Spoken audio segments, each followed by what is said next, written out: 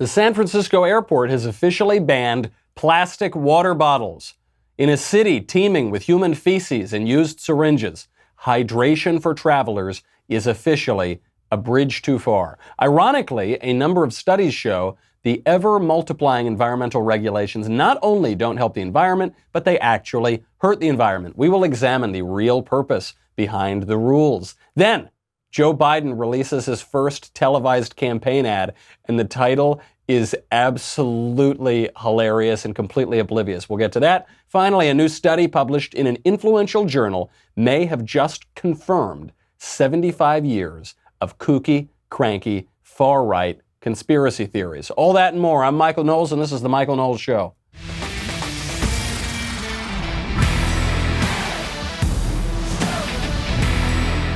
What a show today. Thank goodness I have my reusable leftist tears tumbler. Otherwise, I think the police would come in and arrest me. I think it would be a capital offense if I had a reusable water bottle here. But the leftist tears tumbler is there to protect you at all times from the floods of leftist tears and from the increasing environmental regulations. We'll get to these nonsense regulations and what they really mean, because they are certainly not about protecting the environment. But first, let me tell you why I feel so good, why I wake up so refreshed, and that would be Boll & Branch. Boll & Branch sheets, everything they make from bedding to blankets is made from pure 100% organic cotton. That means they start out super soft and they get even softer over time. And what you do is you buy directly from them so that you are essentially paying wholesale prices.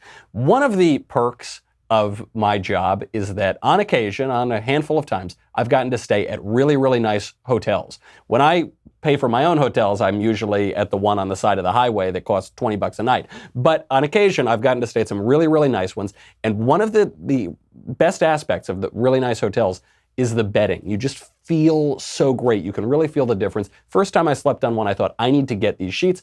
When you try to buy luxury sheets, they can cost up to $1,000 in the store. So obviously not going to do that. But Boll & Branch sheets are only a couple $100. The way they do it is they cut out the middleman. They can go straight to you, and they are absolutely incredible. I love my Boll & Branch sheets. I give them out as gifts to my friends and family. I really, really believe in this product. I love them. If you want to get me a present, I don't know, Christmas is coming up in 5 or 6 months. Boll & Branch is a wonderful way to do it. Shipping is free. You can try them for 30 nights. If you don't love them, send them back for a refund.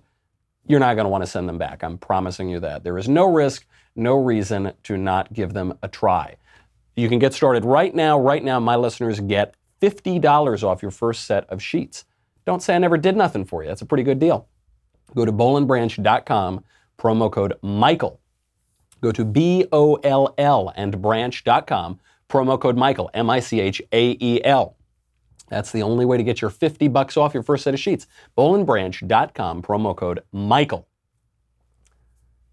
We have got to talk about something that's not as comfortable, that's not as convenient, that's not as luxurious, and that is all these stupid environmental regulations that are coming out. San Francisco Airport has officially banned plastic water bottles. That's the great scourge. This is the great political issue of our day, not open borders, immigration, economic turmoil, trade, war, IP theft. No, no, no. The big issue is plastic water bottles. This new regulation comes 3 years after California banned single-use plastic grocery bags. Thank goodness we got rid of that. The earth was hurtling toward Armageddon, but then we got rid of single-use plastic grocery bags, and finally, the earth was saved. This, of course, all comes at the same time that we cannot get plastic drinking straws any longer. We've gotten rid of the plastic drinking straws. Our civilization will be saved. You can shoot heroin in the streets of San Francisco outside of an elementary school, and the government will give you free needles. But if you sip your iced coffee out of a plastic drinking straw, that is nearly a capital offense, I think. I think they're increasing the severity of that crime. This plastic water bottle ban is incredibly stupid. And it's not just stupid because it won't have that much of an impact. It's stupid because the purpose isn't to help the environment. The purpose is just to harm you. Like all of these other regulations and bans, it's not about the environment, it's about inconveniencing you. Here's how you know, by the way. In San Francisco Airport now, the ban is only affecting water bottles. But you know, you go into the store at the airport or any deli or any convenience store, they don't just sell water bottles, they sell soda bottles, iced tea bottles, Gatorade, juice drinks, all these different kinds of drinks. All of those are fine at San Francisco Airport. The only one you can't get is a water bottle. Why is it? Because travel dehydrates you. I've learned this the hard way. One time I flew to New York for a bachelor party, so I was already a little dehydrated. I get on the airplane and I forgot that travel dehydrates you. I felt like I was in the middle of the Sahara Desert. Men lose up to half a gallon of water from their bodies during a 10-hour flight. It's a lot of water. And you are also not allowed to bring any liquid past security in airports. So what are you supposed to do now? You're supposed to suffer. That's it. I guess you could bring, I don't know, a metallic water bottle or a reusable water bottle that's empty through security and then go to the one water fountain somewhere in the airport, or you can go into the airport bathroom and fill up your water bottle. Doesn't that sound delicious? Doesn't that sound really appetizing? Or you can suffer. And that's what they want you to do. They want you to suffer. The whole point of this is inconvenience. You saw this with the plastic grocery bag ban. So 3 years ago in California, other states have followed suit, but in 2016 in California, they banned single-use plastic grocery bags. New York followed California this past March. And when they did that, New York's governor, Andrew Cuomo, he declared that the ban would, quote, help reduce litter in our communities, protect our water, and create a cleaner and greener New York for all. So that's what happened, right? That's obviously what happened. No, actually, of course not. Plastic pollution got significantly worse. We haven't seen the effect in New York yet because it just happened. But in California, the ban actually caused more plastic pollution. How did it do that? How do we know that? There was a study out of the University of Sydney that showed that the ban on the single-use little thin nothing plastic grocery bags led to a massive increase in the sale of thicker, more environmentally damaging plastic garbage bags. So you know, the kind you line your garbage with at home. How's that work? What is the relationship between grocery bags and garbage bags that none of these economists or none of these regulators or none of these environmental activists could have thought of? Well, you know from your own use. Back in the good old days when we had plastic grocery bags, you would go, you'd get all your groceries, and then you'd save your plastic grocery bags, right? And if you're anything like my family, you'd save like 300 of them. You'd never use as many as you actually got, so you just have them in a pantry somewhere. But you would use them. You would slowly use them, and the way you would use them is to line your small little garbages, your little trash bins. And that way it's very easy. It was actually an organic way to recycle. Because you got these bags, you don't want to go out and buy new garbage bags. There's no reason to do that. So you figure, okay, make use with that, throw your trash away, put that in the trash, throw it out, you're good to go. Now that you can't do that, now that those bags don't exist, people have to line their trash bins somehow, so they're going out there buying much more environmentally damaging bags. Okay, well, at least it's better as far as the grocery bags themselves are concerned, right? Wrong. Another study showed that paper bags, which is what replaced the single-use plastic bags, are actually worse for the environment than the single-use plastic bags. How do we know that? Britain's environmental agency showed in 2011, that far back, 8 years ago, that you would have to reuse a paper bag, a paper grocery bag, 3 times if you wanted to bring its environmental impact down to the level of a single-use plastic bag. Now, do you ever reuse paper bags? No, nobody does. You just throw them out. Ironically, you do reuse the environmentally pretty fine plastic bags, but you don't reuse the paper bags. So they're actually much worse for the environment. Why is that? It takes a lot more energy to make the paper bags. You have to create the pulp, you have to manufacture the paper bag, and in all of that energy and all of that time, you could have just made that single-use, very thin plastic bag from oil. Okay then, Michael, you conservative, you anti-environmentalist. Then forget the plastic bags. Forget the paper bags. I know the way that we can save the environment, right? This is what all the activists tell you. It's what at the grocery store checkout, what they tell you. you can buy one of those reusable cotton bags. You ever see, oh, those are great bags, right? That's the best. That's when you really want to protect the planet from global warming, you buy those bags. All the most liberal people you know have those bags. They bring them back and forth. That's better for the environment, right? No, that's the worst for the environment of all. Ha ha ha. A headline from Quartz came out just this past April, quote, "Your cotton tote is pretty much the worst replacement for a plastic bag." Don't take my word for it. Listen to the scientists. 2018 study from Denmark's Ministry of Environment and Food found that cotton shopping bags need to be reused. How many times? You want to guess? So if you want to bring the paper bag down to the environmental impact level of a plastic bag, you got to reuse it 3 times. Do you know how many times you got to reuse a cotton shopping bag? 20,000 times. I'm not going to go to the grocery store 20,000 times in my life. I go like twice a year anyway. But you're not going to do it. And really what people do is they buy the bags and they use them 1 or 2 times and they forget about them and then they lose them somewhere. And then you buy another bag. So now you're up to 40,000 times. How many times are you going to repeat that cycle? You're going to have to reuse these bags like 200,000 times before you can bring the environmental impact down to a single plastic bag. This was the worst option. So what did this study out of Denmark find? What is the best way to protect the environment in your grocery shopping endeavors? The good old plastic grocery bag. Now, okay, maybe the environmentalists just got it wrong. Look, the road to hell is paved with good intentions, sure enough. Now they've seen the error of their ways. Have the environmentalists changed their tune? Are they saying, oh gosh, we got to ban those cotton bags, so let's bring back those plastic bags? No, of course not. Because it's not about protecting the environment. It's just about inconveniencing you. This is a big difference between conservationism and environmentalism. Conservation, Teddy Roosevelt loved conservation, right? A lot of conservatives love conservation. It's where we protect the natural environment because we like it. We like the beautiful landscapes. We like the deer. We want to protect all the deer so that we can go out and hunt and kill the deer and then eat the deer. We like the environment for our pleasure. Environmentalism flips that calculus.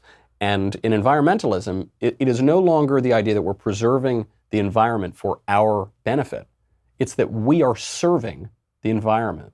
We are wicked, awful, terrible polluters, and the environment is this beautiful quasi-divine deity, I guess, this quasi-divine being, and we need to serve the environment. We need to save the earth, as though the earth could be saved. What does that even mean?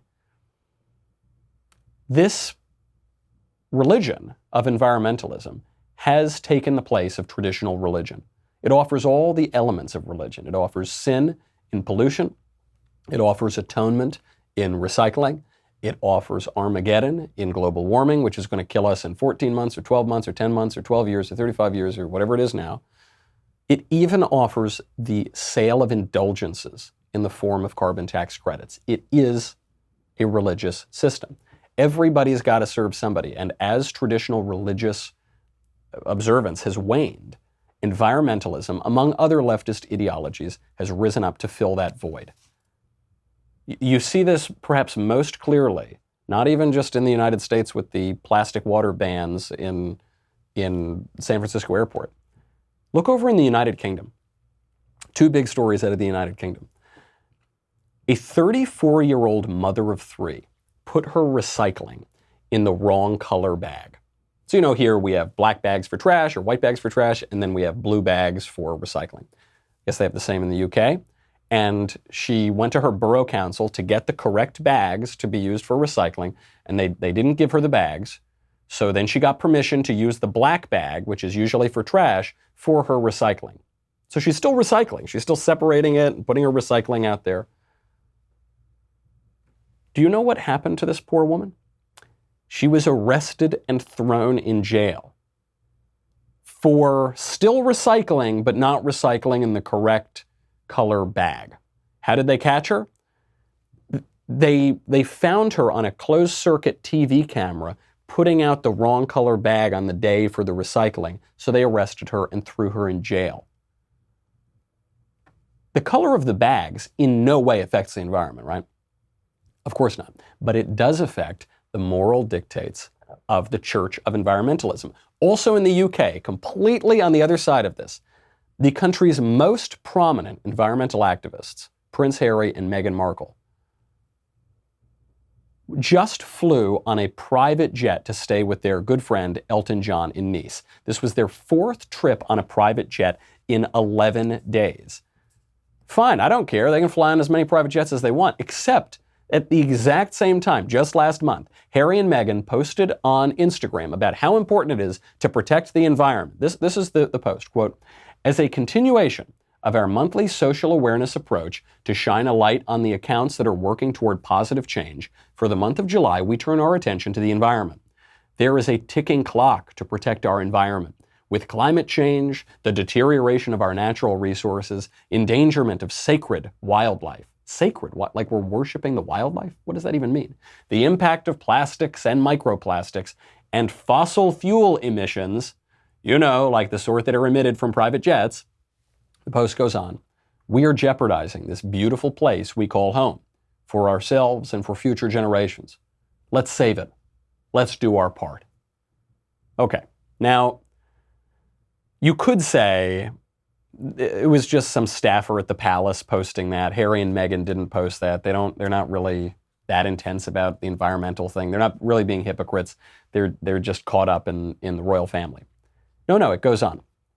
The Duke of Sussex, Prince Harry, gives a quote, "Environmental damage has been treated as a necessary byproduct of economic growth. So deeply ingrained is this thinking that it has been considered part of the natural order that humankind's development comes at the expense of our planet. Only now are we starting to notice and understand the damage that we've been causing. With nearly 7.7 billion people inhabiting this earth, every choice, every footprint, every action makes a difference. Please visit the accounts we're following this month to figure out how you can create change and help save our planet. We can only do this together, and every little bit helps. Every little bit helps. Every footprint, every action makes a difference. Except for private jets, 4 times in 11 days. Economic growth is the problem. You see, economic growth is not worth environmental degradation. A trip to Uncle Elton's house in Nice, that is worth environmental degradation, but not economic growth. Because economic growth just affects like all those poor people, all those common people. It doesn't look as good on an Instagram post when you're the prince. This is religious hypocrisy. This is the same as any other sort of religious hypocrisy. The guy who sits in the front pew at church on Sunday, and then he spends Monday through Saturday boozing and gambling and womanizing and lying and cheating. It's not just failing to live up to one's own standards, which we all do. We all fail to live up to our standards. That's not an argument against having standards. It's not just like Prince Harry and Meghan Markle and these other leftist environmentalists who take private jets everywhere, Leo DiCaprio or somebody. It's not just that they're failing to live up to their own standards. It's not just that they're failing to live according to their ideology. They're just ignoring their ideology. They just do it. They just fly private 4 times in 11 days. They don't really believe what they're saying. They're just pretending to believe it to conform to what has become the new secular moral order, a big part of which is environmentalism. They want you to pretend to care about nature and then not do anything to protect it. But you got to pretend, because we need a moral order, and in a secular, atheistic society, environmentalism is going to fill that gap. I think you should do the opposite of that. I think you should stop virtue signaling on the environment. I think you should not yammer on about the environment and post about it on Instagram. And then you should protect the natural environment, because it's nice and I like beautiful things. And by the way, if you want to protect the natural environment, when you're picking out your grocery bag, save the earth. Don't recycle. We got to get on to 2020. 2020 is, I've got to move away from the environment. I'm getting too wrapped up here in saving the earth by constantly using plastic grocery bags. So we got to move on to 2020, which it won't matter if we save the planet anyway, because our country is going to be in ashes if the Democrats win. Joe Biden has released his first TV ad, and you could not have possibly scripted this ad any better. Joe Biden, the 76-year-old doddering candidate in the race who can't even remember his own URL for his campaign website, he has titled His first TV ad, Bones. Take a listen. We know in our bones this election is different. Stop it right there. We know in our bones. We feel it in our bones that this election is different. I feel it in my bones because I don't have anything else to feel. I'm Joe Biden, a bag of bones. Vote for me to be your president. I'm a skeleton. Joe Biden really leaning in to the age issue. It's like this classic thing with Biden. He can't help but put his foot in his mouth. I mean, even this, who cares, right? I mean, he's an old guy. But just, if you're writing this, if it's going through all the different stages of production, post-production, it's being released, this is your first television ad, like, don't call it bone. Don't call it bones. Don't use bones as the first. It just reminds people that you are 1,000 years old. Okay, continue. The stakes are higher, the threat more serious. We have to beat Donald Trump. And all the polls agree Joe Biden is the strongest Democrat to do the job. No one is more qualified. For 8 years, President Obama and Vice President Biden were an administration America could be proud of. Our allies could trust and our kids could look up to. Together, they worked to save the American economy, to pass the historic Affordable Care Act, protecting over 100 million Americans with pre-existing conditions. Now, Joe Biden is running for president with a plan for America's future. To build on Obamacare, not scrap it. To make a record investment in America's schools. To lead the world on climate. To rebuild our alliances. Most of all, he'll restore the soul of the nation. Battered by an erratic, vicious, bullying president. Strong, steady, stable leadership. Biden, president. I'm Joe Biden, and I approve this message. Okay, let's break this down, because it's not a great ad, but I think it's signaling that the Biden campaign is moving closer to the right direction. There are 4 parts to this ad, other than him talking about how he feels aches in his bones, like osteoarthritis or whatever he feels. The first part is that Trump is a racist. So this is how he launched his presidential campaign.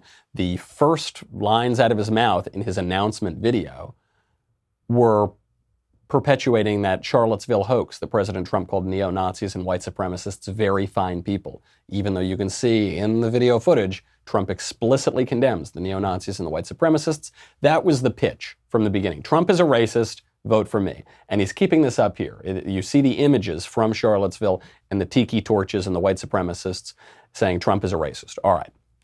The next part of the ad is Biden is the most electable. This is probably the weakest part of the whole ad in terms of the Democratic electorate. They already got burned on this argument. Hillary's argument in 2016 was, vote for Hillary, Hillary is the most electable. Don't vote for Bernie Sanders, don't vote for that other guy who played guitar on The View. What was his name? Martin O'Malley. Don't vote for anyone else. I mean, don't vote for any of the other candidates who wanted to get into the race, but didn't because Hillary was the inevitable electable candidate, actually including Joe Biden. Don't do that. Hillary's the most electable. And then guess what? She didn't get elected. So I don't think the electability argument is really going to work. This was the argument for John Kerry in 2004. Vote for John Kerry. He's moderate. He's normal. He's the most electable. Guess what? He didn't get elected. Actually, one of the arguments against Barack Obama in 2008 and for Hillary Clinton was Hillary is the electable candidate and America's never going to elect a guy named Barack Hussein Obama to be the president. Even forget the issue of race. Even just his name sounds so foreign. We're just fighting a war against a man named Saddam Hussein. It ain't going to work. Don't vote for him. He's not electable. And then what happened? He did get elected because he actually offered a vision. It was a pretty vague vision. It was a pretty leftist vision. But he offered something that Hillary Clinton did not. And Joe Biden is falling into this trap of just vote for me. I'm the most electable. You're only the most electable if you get elected, buddy.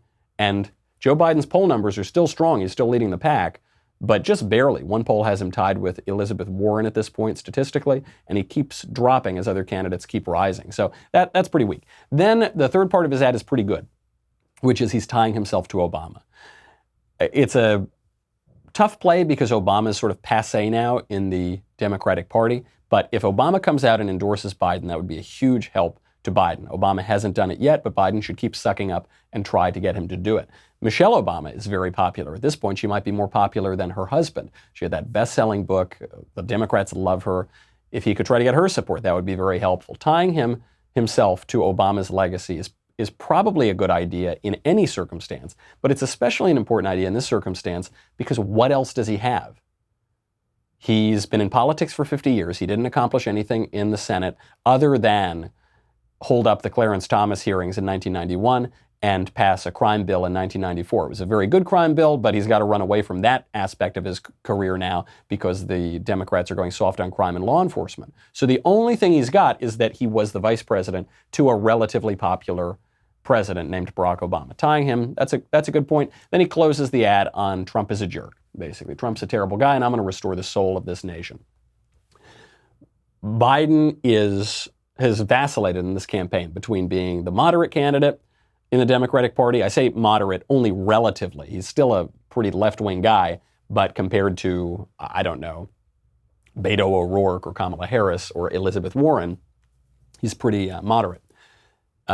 He's vacillated between that and between being the hard left radical, saying he no longer supports the Hyde Amendment. He now supports taxpayer funding for abortion. He's trying to veer to the left. He's not going to win that way. He's not going to win by being somebody other than Joe Biden. So I think if he doubles down on this, I'm the legacy of Obama, I'm going to continue the Obama era. I'm going to bring us all back to that good era before that awful, mean old orange man, the Mango Mussolini, came in and made everybody angry. That could go somewhere, but he just keeps putting his foot in his mouth. I'm not convinced that this is going to be enough. Even just the way the ad is made, it's like old TV. It looks like it's from 2 campaign cycles ago. Meanwhile, you've got President Trump, who is the king of social media. He's always ahead on the media. He's a king of the media and a creation of the media. I mean, he's kept himself in the headlines for 40 years at this point. Someone who's going to use the same old tired traditional media strategies, even if he makes it through the primary election, probably not going to have an easy time in the general. We have got to get to my favorite news story of the entire day, which is about your precious bodily fluids.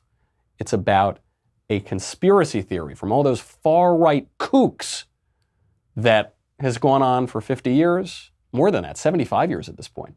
And everyone discredited it, and then it turns out a study shows it might have been true. We'll get to that at the end of the show. I've got to bring on my friend Matt Best, who's here, and I've got to say goodbye to Facebook and YouTube.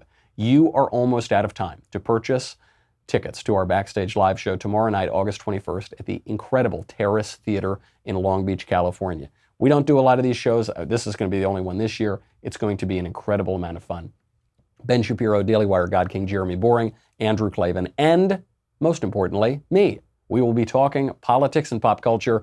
Best of all, we'll be answering your questions from the audience. I love these events. Again, we don't do a ton of them, but when we have done them, they are so fun. It's so great to get to talk to everybody. Tickets are available at dailywire.com/backstage. There are still a few VIP ticket packages available, which include premium seating, photos, and meet and greets with each of us, a gift from Mr. Shapiro, and more. They're almost gone, so head on over to dailywire.com/backstage and get yours today. Go to Daily Wire. We'll be right back with a lot more.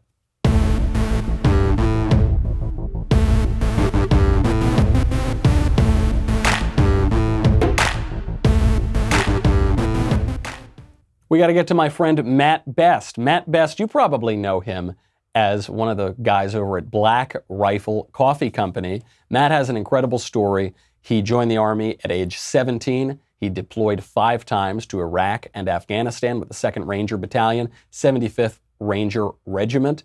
Pretty tough guy, After he left the military, he then worked as a contractor with the CIA for 5 years. Then he gets his bachelor's degree, and he starts creating satirical videos. He gets very involved in the media. He helps build brands like Article 15 Clothing, the Drinkin' Bros podcast, and then, as you would all know, a company that I love, Black Rifle Coffee. So he's got a new book out, and it's got a hilarious title, Thank You for My Service. Matt came by, and we were able to chat for a few minutes while he was going through LA. So without further ado, Matt Best. Matt, thanks for being here. Thank you so much for having me on. I'm excited. By the way, Matt, with a name like Matt Best, you pretty much have to run for Senate, don't you? Yeah, there's a lot to live up to, especially with one T. It's a little awkward, but... That's true, yeah. Yeah, my parents set me up to hopefully do something great. That's really, well, you have. You already have done something great. Trying. You've got a very hilariously named title for your book, Thank You for My Service. Indeed. And this book covers a lot. I think a lot that people would be interested in. I know people are interested in you because of your coffee. I know that for a fact. I know my listeners are interested in that. But also, it occurs to me, something like 1% of Americans serve in the military at this point. Yep. I have a lot of military members in my family, so I kind of lose sight of that. The majority of Americans probably have little to no contact with anybody who's actually served in the armed forces. That's fair to say, and that's really the whole reason I wanted to write this book, to kind of discuss the internal workings of being in special operations and loving my job. I think too often people that don't understand the veteran community paint us as kind of depressive failures and victims. I think we're the complete antithesis of that. I think that we're successful and motivated, and I kind of wanted to combine that all into one crazy package and then tell some fun war stories. I've had some veteran pals of mine have said this. They say one of the big issues in our current culture, which basically rewards victimhood, this leftist kind of, if you can claim victimhood, you get special privileges, that in some ways it's actually turned military veterans, who should be the most heroic, the most honored, in our society, they've turned them into a special victim class too. Absolutely. I mean, if you look at any Hollywood movie out there, it's just the veteran comes back from war, his puppy dies, he gets addicted to depressive medication, whatever the case, self-medication. And, while there are issues about people coming back from war that need to be addressed, I think the larger part of the veteran community that comes back is motivated and successful. And I really want to change that narrative in Hollywood and just in civilian culture as a whole. So what do you think the biggest misconceptions are? Obviously, this idea that military members victimhood, exactly what you said. I think when people, they don't know if they say, thank you for your service. But, when I come back and someone finds out I have 5 deployments in Ranger Battalion, it's almost like, oh, I can't imagine what you've seen. I signed up for that job to go participate in the defense of America and willingly and knowingly go take care of bad guys that want to kill innocent Americans. So I'm just thankful for the opportunity to go serve my country. And I want people to know that there's guys and gals out there just like that. And you've also, when you came back, you've had an incredibly successful career as a civilian. Yes, I got out and, went through a couple transition things, and then I went as a contractor for 5 years. So I spent almost 3 years plus on the ground in that capacity, which I learned a lot from there. And then that transitioned into entrepreneurship and trying to create something special. What about your military service do you think translated to the business side? Is that, because we hear, veterans are the best workers, obviously. They're very disciplined, obviously. They're very courageous. Is that overblown, or do you think that your experience in the military really has helped you as an entrepreneur? 100%. I think something, especially in the special operations community, is creative problem solving. So looking at a very complex problem and then activating the team to navigate that. And I think that's what business is. You're presented with all these challenges every day. The stress is immense, but you have to rally that team and solve the problems and keep moving forward. And that's a reason why we hire so many veterans at Black Rifle Coffee. For that sole reason is they have such a diverse set of skills that honestly, I don't know where else you'd find someone with that other than the veteran community. And it's funny because you do stand out a little bit to me in that a lot of my veteran friends they're not very verbose. They're not very loquacious. They're men of few words. And you're kind of like a triple threat. I mean, obviously, you've got this service physically. You're like a pretty tough guy. Wouldn't want to meet you in a back alley anywhere. You also have this business acumen, this business brain, but you're also good on camera. I mean, you've also been able to really master this moment in social media, use that to help your business, use that to obviously communicate through your book. Are you unique in that regard? I mean, how did you develop those skills? I don't think so. I've just activated on those skills. Again, I don't think that being a veteran should define you for the whole rest of your life. It's merely a guideline of who I am today. And I've always loved art and being a creator and an ideator. And so given the opportunity post-military, I kind of took all my experiences and started YouTube videos to make people laugh and engage my community. And I think that's what's most important about telling this story is whether you're into artistry or drawing or making cups, mugs, whatever you want to chase in life, you can do it, and don't let anybody restrict you from doing that. one thing I love about Black Rifle coffee, actually my favorite thing about Black Rifle coffee, is it's very good tasting coffee. This is the thing. I don't care how many veterans you employ. If it's not good tasting coffee, maybe I'll buy it, but I'll probably just throw it out. I love that it's great tasting coffee. How did you develop that expertise? Where does that come from? Why the passion for coffee? Really, I'm a marketing and branding guy, and so when I co-founded it with Evan Hafer, the CEO, former Green Beret, he used to roast coffee overseas in Iraq and during the invasion and as a CIA contractor. So he really had this massive passion for coffee because it's so communal. Every morning, the team guys would come in, share that cup of coffee, talk about the operation, and then go execute on it. And so that's really why we called it Black Rifle. It's a tribute to military service and brotherhood. And obviously, Evan is a coffee nerd, so it's going to be the best tasting coffee out there. But you know, my second favorite thing about Black Rifle, obviously the first, most important, it's got to be good coffee. Second is, it doesn't hate America. So I go to these other coffee shops, and I feel they're a little unpatriotic. I feel they're donating to things that I hate. They're donating to things that seem anti-American. And we have, at this moment, an actual epidemic of anti-Americanism, people protesting the American flag. Betsy Ross is apparently now some kind of bigot. You've got major politicians running for president, Democratic politicians, who are applauding those who would denigrate our flag. Does this anti-Americanism, does this worry you in the long term, or do you think it's just some short-term It fad? is the whole reason why we exist, because I'm not going to placate the PC culture. We're going to be exactly who we are. Mark Twain said to the effect of, being a patriot is loving your country all the time and your government when it deserves it. And America stands for unity and just absolute love. I love this country so much. We do so many amazing things. And I will say something about other corporate entities. When a law enforcement officer is asked to leave my coffee shop, the person that asked that will be escorted out, and the law enforcement will be given a free cup of coffee.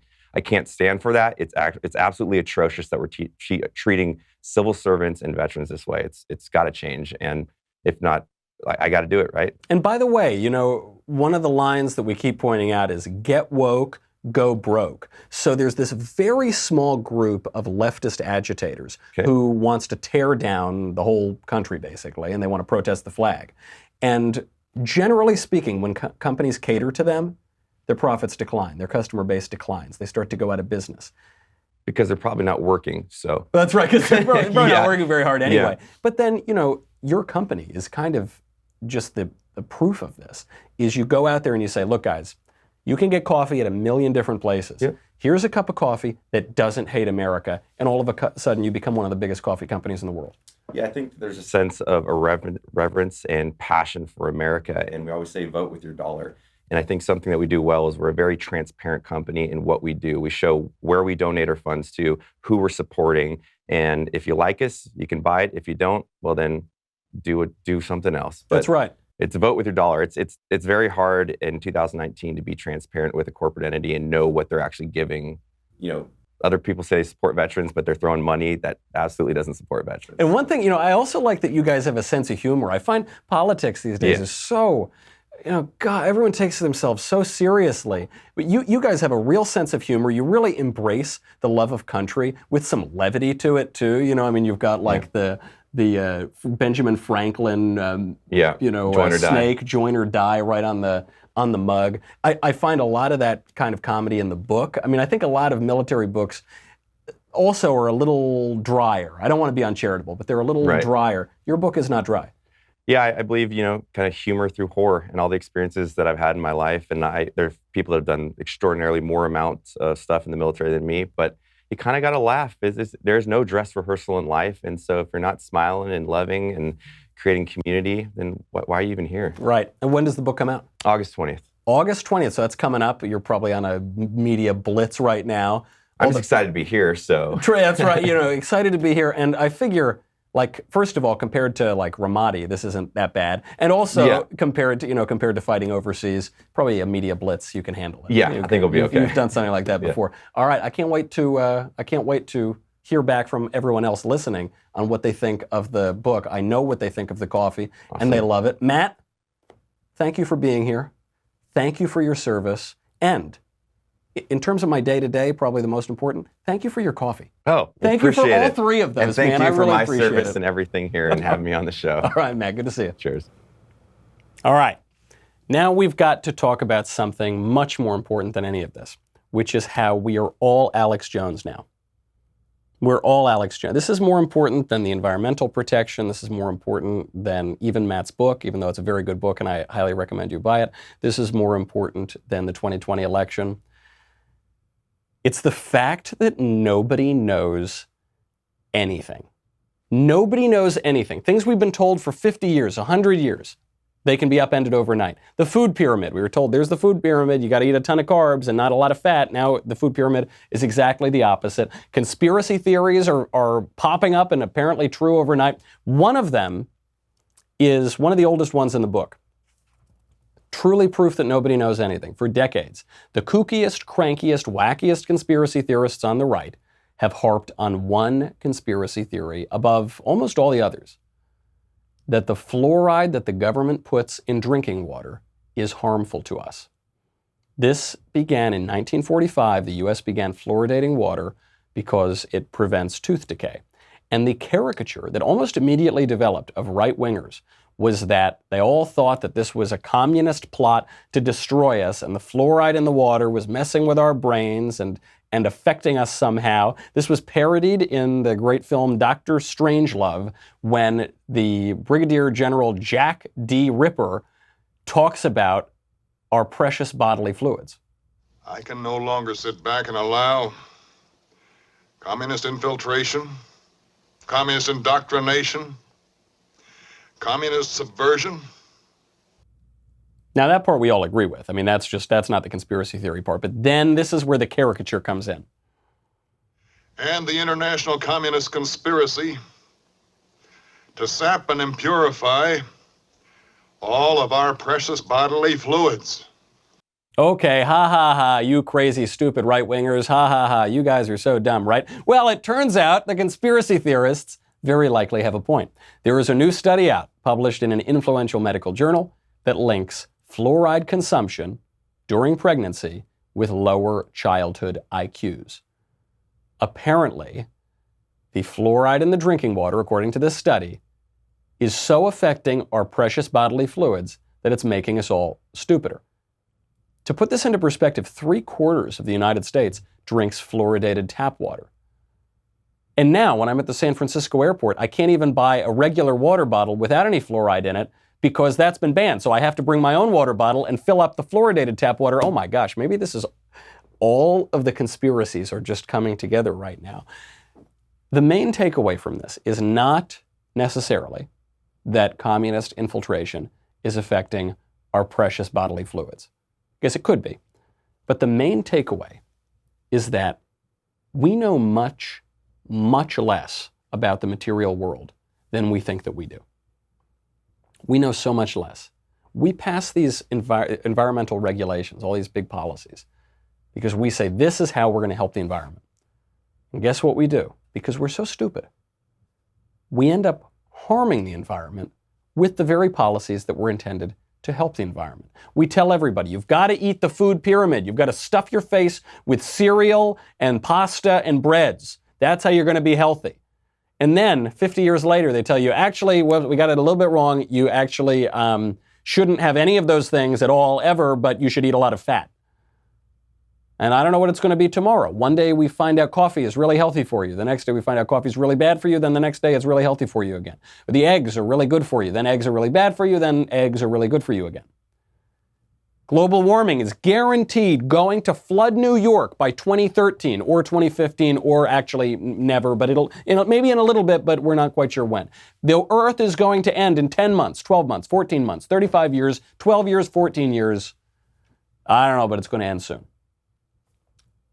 We know much, much less about the material world than we think that we do.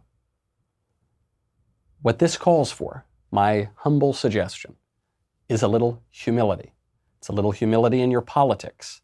Maybe not passing these sweeping, gigantic, major governmental changes, giving the government huge amounts of power on dubious premises. Maybe being a little cautious. Maybe looking for a little bit of evolution rather than revolution in our politics and our culture. A little bit of humility. And yet we live in a culture right now that celebrates pride. We have whole months where we celebrate pride. not very promising. This is true not just in our precious bodily fluids in our tap water, not just in environmental regulations, but in everything else too. Healthcare, foreign policy, the economy. A little humility goes a long way. But how can you ever recapture humility in a culture that celebrates pride? That's our problem. We'll have to figure it out, but we won't be able to figure it out today because we're out of time. I will see those of you who are going to be at Long Beach tomorrow live at our Daily Wire Backstage Live event. No show tomorrow. We'll be back on Thursday and do a Friday show. In the meantime, I'm Michael Knowles. This is The Michael Knowles Show. See you soon.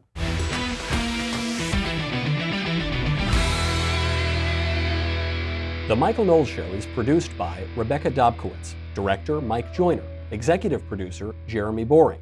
Our senior producer is Jonathan Hay, supervising producer Mathis Glover, technical producer Austin Stevens, editor Danny D'Amico. Our audio mixer is Mike Coromina. Hair and makeup by Jesua Olvera. Production assistant Nick Sheehan. The Michael Knowles Show is a Daily Wire production. Copyright Daily Wire 2019. If you prefer facts over feelings, if you aren't offended by the brutal truth, if you can still laugh at the nuttiness filling our national news cycle, well, tune on in to The Ben Shapiro Show, where you'll get a whole lot of that and much more. We'll see you there.